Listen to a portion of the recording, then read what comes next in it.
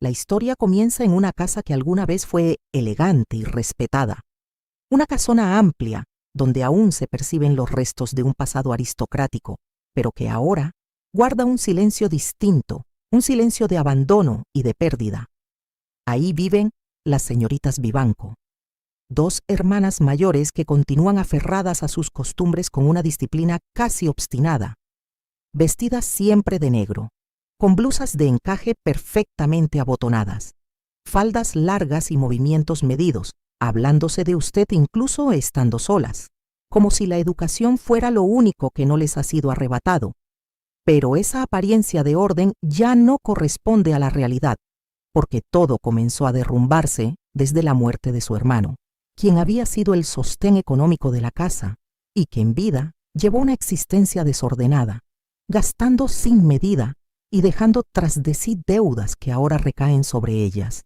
Y esa ruina no llega de golpe, sino en forma de consecuencias inevitables que terminan por hacerse presentes una mañana en la que la tranquilidad de la casa se rompe con la llegada de hombres ajenos, serios, prácticos, que no pertenecen a ese mundo de formas cuidadas.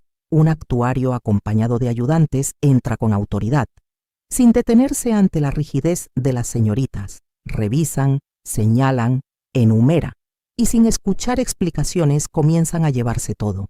Los muebles, los objetos, las piezas que alguna vez dieron identidad a la casa, todo es retirado con una frialdad que contrasta con el esfuerzo silencioso de las hermanas por mantener la compostura. No suplican, no hacen escándalo, permanecen de pie, observando cómo su vida se reduce a espacios vacíos, a rincones desnudos donde antes había historia.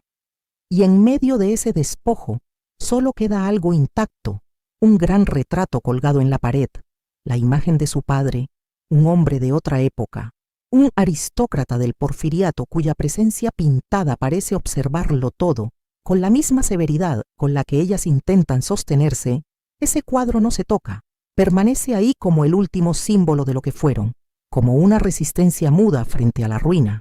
Y cuando finalmente la casa queda casi vacía, el silencio que queda no es el mismo de antes, es un silencio más pesado, más real, un silencio que ya no puede disfrazarse con modales. Sin embargo, incluso en ese momento, las señoritas Vivanco no abandonan su forma de ser, acomodan lo poco que queda, se mantienen erguidas, se hablan con la misma cortesía, como si el acto de comportarse correctamente pudiera reconstruir lo que acaban de perder.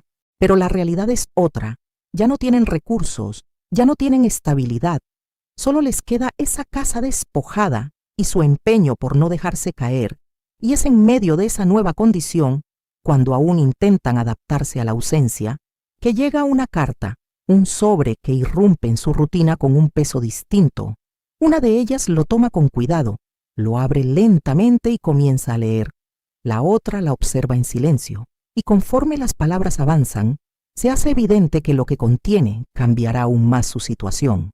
Es una carta de una mujer que no puede hacerse cargo de su hija, que les suplica que cuiden de la criatura, que confía en ellas como último recurso, y antes de que puedan siquiera terminar de asimilarlo, la confirmación llega. Alguien toca a la puerta. Una de ellas se dirige a abrir con esa misma calma que nunca pierde. Afuera llueve, y en el umbral una canasta. Dentro de ella, un bebé envuelto en mantas húmedas llora con debilidad. Lo miran en silencio, sin saber qué decir, pero sin dudar en lo que tienen que hacer. Lo toman con cuidado, lo introducen a la casa y tratan de atenderlo como pueden, y en ese momento comprenden que su situación ha cambiado por completo, porque ya no se trata solo de sostener su dignidad frente a la ruina. Ahora tienen una vida que depende de ellas, y lo que antes era un problema silencioso se convierte en una urgencia que no pueden ignorar mientras el retrato de su padre sigue observando desde la pared, como testigo inmóvil de una familia que ha caído, pero que aún se niega a perder la forma en que enfrenta su destino.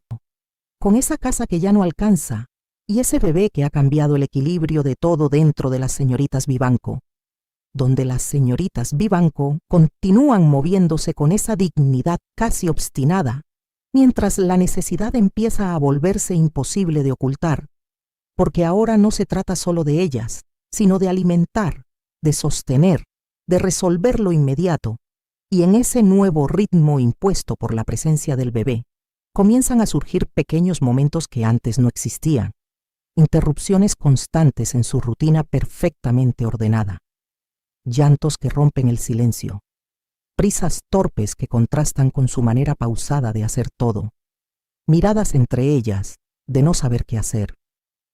Ellas jamás se casaron, eran señoritas, buscando una respuesta que ninguna tiene del todo clara. Una de ellas intenta preparar algo en la cocina con lo poco que queda, con torpeza y preocupación, midiendo cada ingrediente, como si de eso dependiera el equilibrio del mundo, mientras la otra se queda junto al bebé, observándola con una mezcla de asombro y preocupación, como si aún no terminara de comprender cómo llegó esa vida a ese espacio donde ya no cabía nada más. Y a la edad avanzada que ellas tenían, y poco a poco la realidad empieza a imponerse de una manera más directa, más incómoda, porque los recursos se agotan, las opciones se reducen, y la casa, que antes contenía todo, ahora parece encogerse, volverse insuficiente. Cada rincón recuerda lo que ya no tienen. Ellas recuerdan en sus mentes la opulencia de no carecer de nada, sin nada más que empeñar que unos aretes pensaban y platicaban entre ellas: no tenemos dinero ya, no nos dan trabajo. Sin trabajo no lo habían conocido el trabajo, y ahora que querían utilizar esa palabra no las contrataban. ¿Quién querría a viejitas? Y ellas se ponían tristes, con angustia, y una le decía a la otra: cálmate ya, Dios dirá. Cada objeto que falta deja un vacío visible, y es en medio de ese ambiente donde la idea comienza a formarse, no como una decisión clara, sino como una posibilidad que aparece primero de manera casi imperceptible, en un comentario suelto, en una observación dicha con cautela, en una pausa más larga de lo habitual. Como si ambas pensaran lo mismo, pero ninguna quisiera ser la primera en decirlo, porque lo que está tomando forma entre ellas no pertenece al mundo en el que han vivido siempre. No encaja con sus valores, con su educación, con esa imagen que han defendido incluso en la ruina. Y sin embargo, la necesidad empieza a empujar con una fuerza que no pueden ignorar. Una de ellas menciona lo difícil que es continuar así. La otra responde con evasivas, tratando de sostener la idea de que todo se resolverá, pero ambas saben que no es cierto, que no hay solución dentro de los límites que han mantenido hasta ahora. Y la bebé, ajena a todo, sigue ahí, respirando, llorando, exigiendo, recordándoles constantemente que el tiempo no se detiene, que cada día requiere algo que ellas no tienen, y si ellas saben que tampoco ya a ellas les quede mucho tiempo. Y entonces la idea vuelve, más clara, más insistente, ya no como un pensamiento aislado, sino como una opción real, una posibilidad que empieza a tomar forma en sus conversaciones, siempre en voz baja, siempre con rodeos, como si nombrarla directamente pudiera hacerla más grave de lo que ya es. Pero poco a poco dejan de esquivarla, comienzan a mirarse cuando hablan de ello, a sostener la idea por más tiempo, a analizarla sin admitirlo del todo. Porque lo que están considerando es cruzar una línea que nunca imaginaron cruzar, hacer algo que no corresponde a lo que han sido, pero que parece ser lo único que queda. Y en ese proceso se revela una transformación silenciosa. Ya no son solo dos mujeres aferradas al pasado, son dos personas enfrentadas a una realidad que exige acción, aunque esa acción contradiga todo lo que conocen. Y la tensión entre lo que son y lo que necesitan ser comienza a crecer de manera inevitable.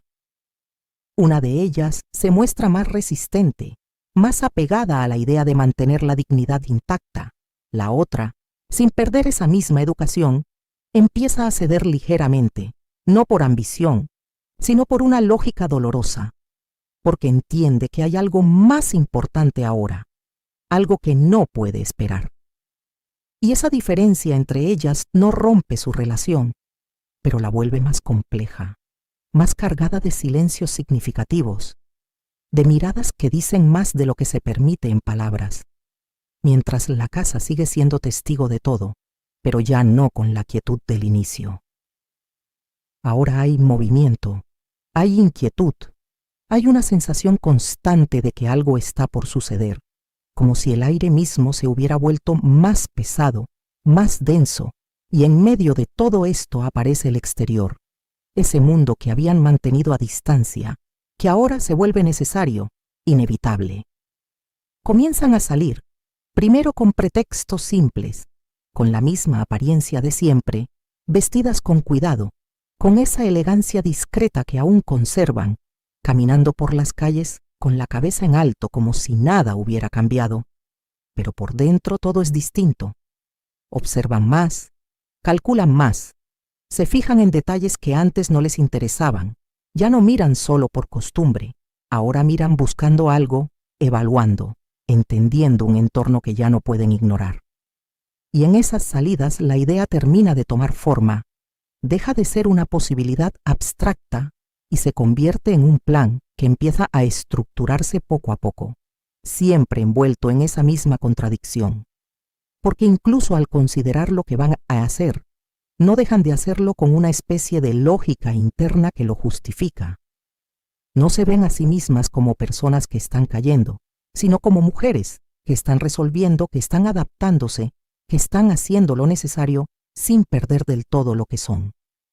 Y esa es quizá la parte más profunda de su transformación, porque no abandonan su identidad, la arrastran consigo incluso hacia ese terreno incierto.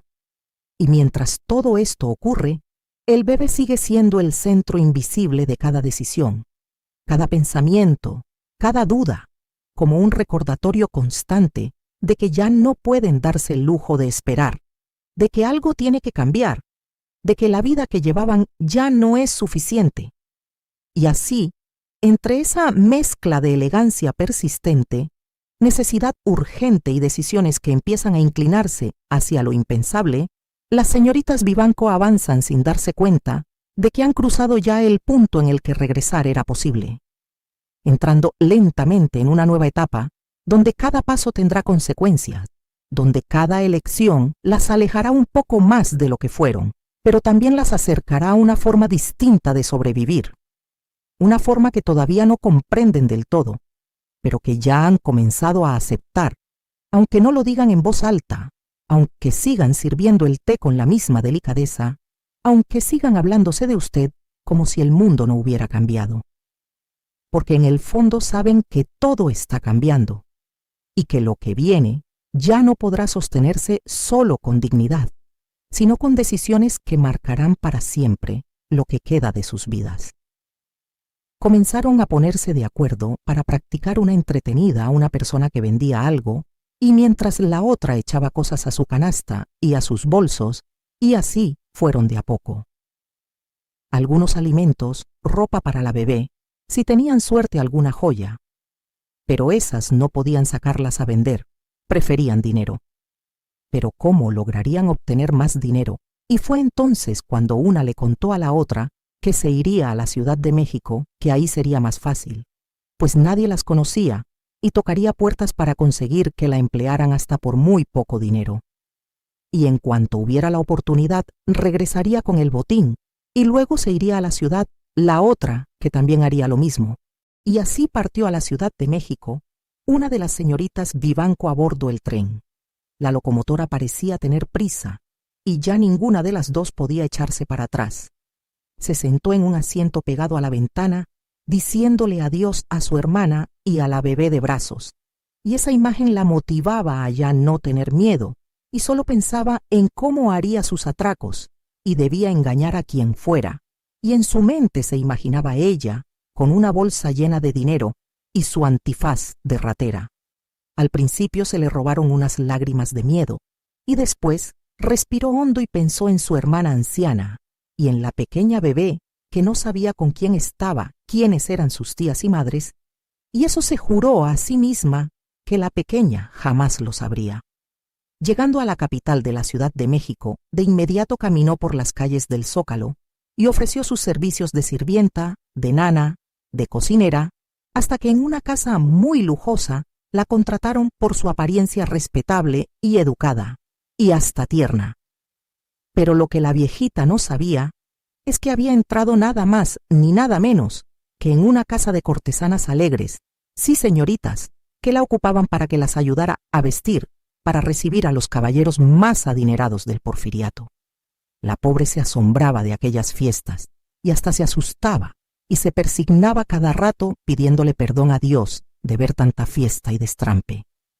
Al final de las fiestas tenía que recoger vestidos tirados y calzoncillos largos con holanes bloomers, con moños de diferentes colores muy monos, corsés en sillones, corbatas de caballero, camisas todo tirado pastillas brillosas, antifaces y sombreros de plumas. Y en una de esas la viejita vio varias personas en un cuarto, sin ropas, mujeres y hombres en pleno. Disfruta amoroso y corrió a decirle a la madame. Y la madame se aprovechó y unos de los caballeros que estaban sin ropa, en todo el alboroto, la madame, para sacar ventaja de las personas millonarias, inventaba que le robaban. Y el gobernador, para que no se enterara la prensa, le pagó mucho dinero a la madame por la discreción. Y la madame, como le tenía mucha confianza, a la viejita Vivanco le entregó el dinero, según para que lo guardara mientras todos se iban, y la señorita Vivanco decía: «No, yo no puedo guardar eso, señora, es demasiado dinero».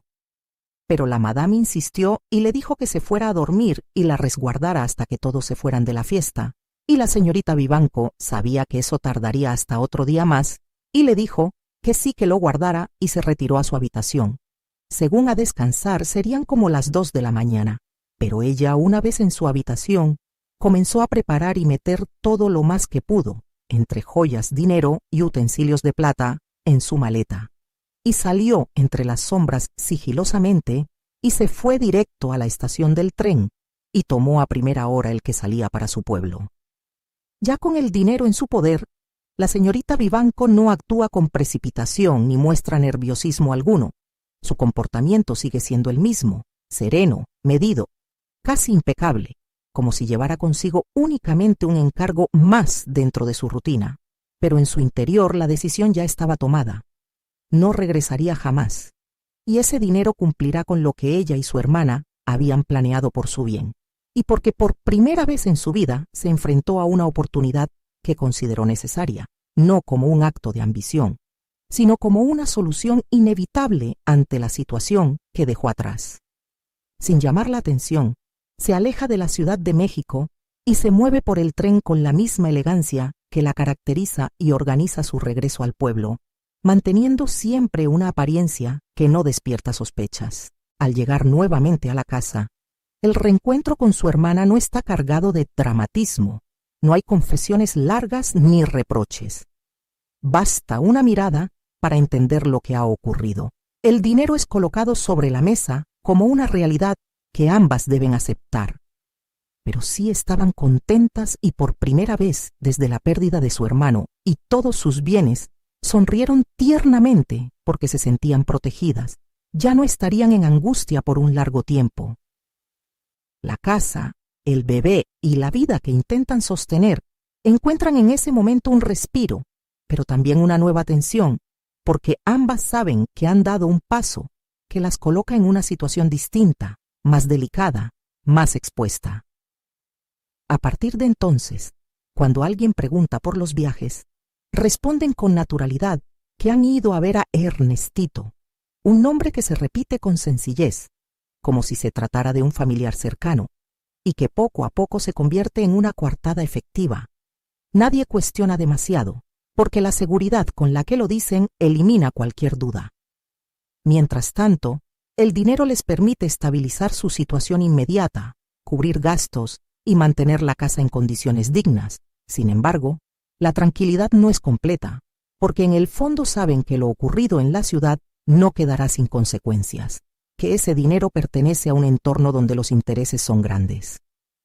Es entonces cuando, en un intento por manejar mejor la situación, toman una decisión que refleja su capacidad para adaptarse sin perder el control: intercambiarse los papeles.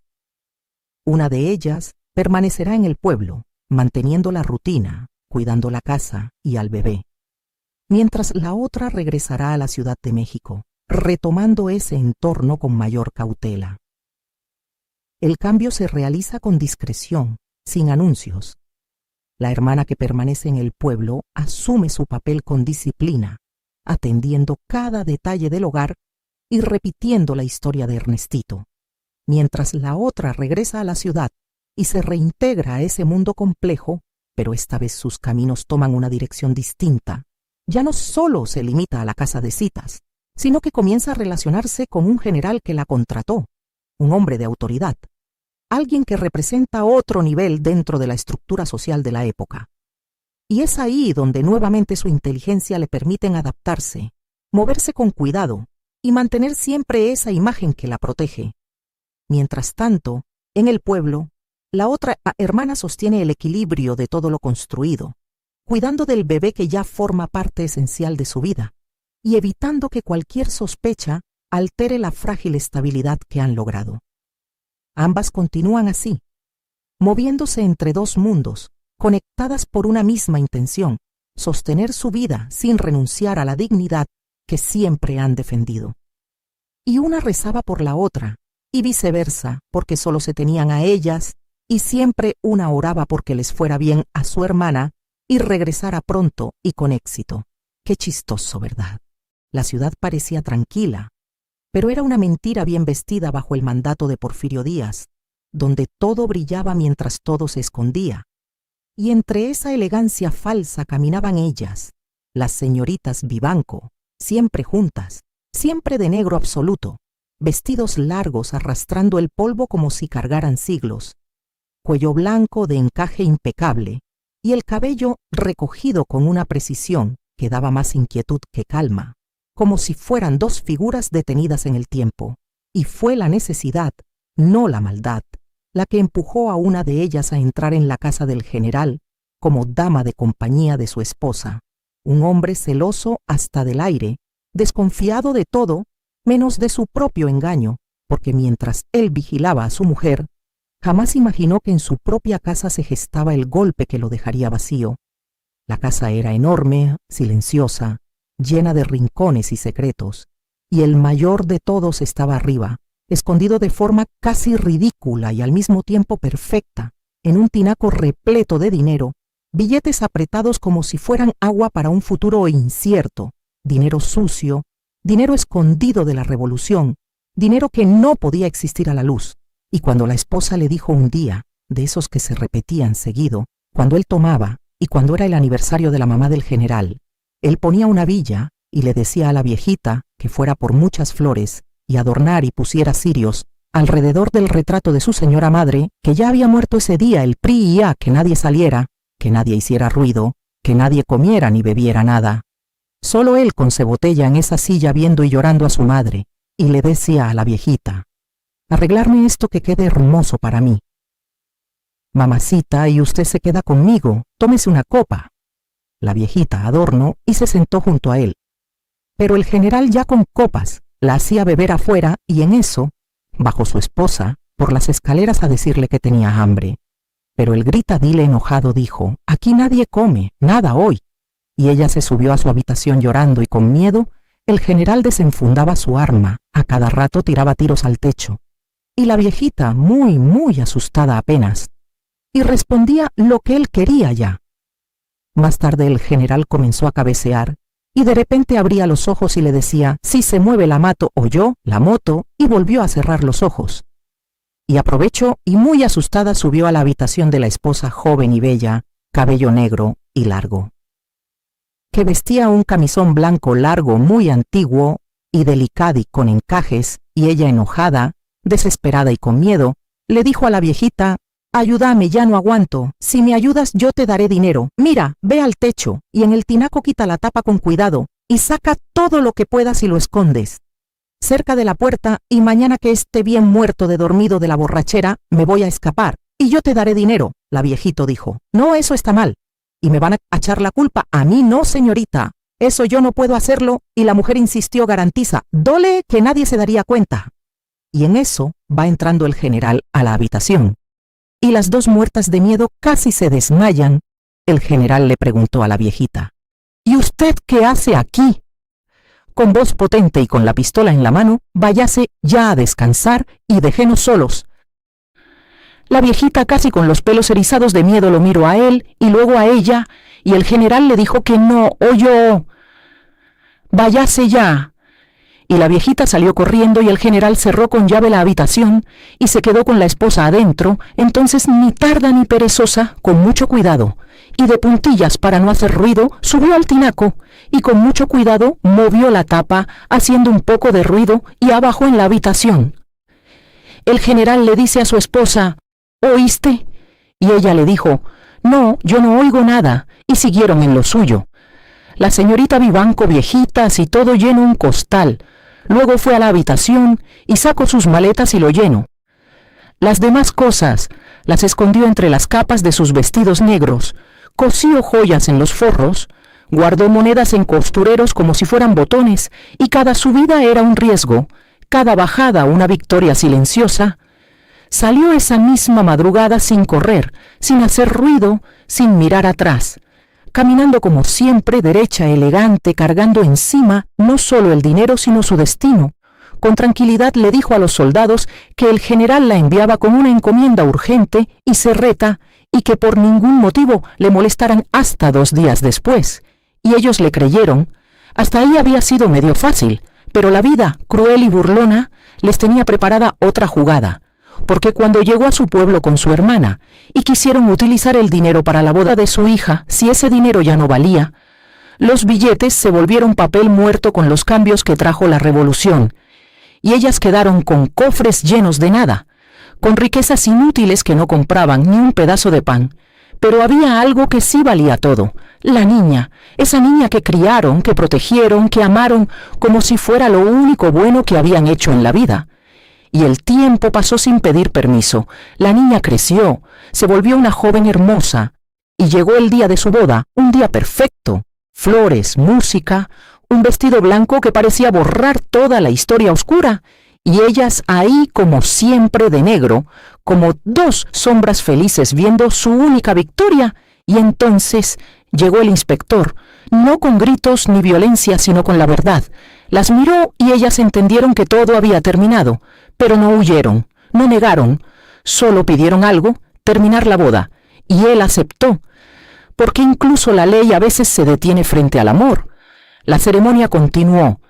La novia sonreía sin saber que ese era el último momento limpio que compartiría con ellas, y al terminar, las hermanas la abrazaron con una ternura que dolía. Le dijeron que se irían de viaje, un viaje largo, que no se preocupara, que fuera feliz, y sonrieron, una sonrisa hermosa y rota al mismo tiempo. La niña no sospeó, no podía. El amor también sabe mentir, y así se fueron, caminando hacia el inspector sin hacer ruido, sin escándalo, entregándose con la misma elegancia con la que habían robado, y ya tras las rejas, vestidas con sus trajes de preso de rayas negras y blancos, sentadas una junto a la otra como siempre. Primero fue una mirada entre ellas con un silencio pesado. Luego se convirtió en pláticas muy largas de recuerdos, a veces en risas, risas fuertes, sinceras, casi infantiles, recordando el tinaco, los sustos, los momentos absurdos, riendo hasta que las lágrimas aparecieron, pero ya no sabían si lloraban de risa o de dolor, porque en esas carcajadas vivía todo: la vida que eligieron, lo que conocieron y aprendieron, y el precio que pagaron. Y el inspector las visitaba, no como autoridad, sino como alguien que había entendido demasiado. Les hablaba con cariño, con una cercanía que no debía, como si en el fondo quisiera ayudarlas, como si tal vez existiera una posibilidad, pequeña, lejana, pero viva, de sacarlas algún día. Y aún así ellas no se aferraban a eso, porque ya habían hecho lo que querían hacer. Habían entregado su libertad a cambio de la felicidad de su hija, y ahí, entre rejas, con los ojos llenos de añoranza, entendían algo que duele más que cualquier castigo: que la vida no perdona intenciones, solo cobra decisiones, que el amor puede empujarte a hacer lo correcto por la razón equivocada, y lo equivocado por la razón más pura, y que al final no importa cuánto hayas amado, ni cuánto hayas sufrido, el mundo no te juzga por lo que sentías, sino por lo que hiciste con eso, y ellas lo dieron todo, Lo perdieron todo, para que alguien más pudiera tenerlo todo, y esa es la parte más cruel de todas solas en prisión.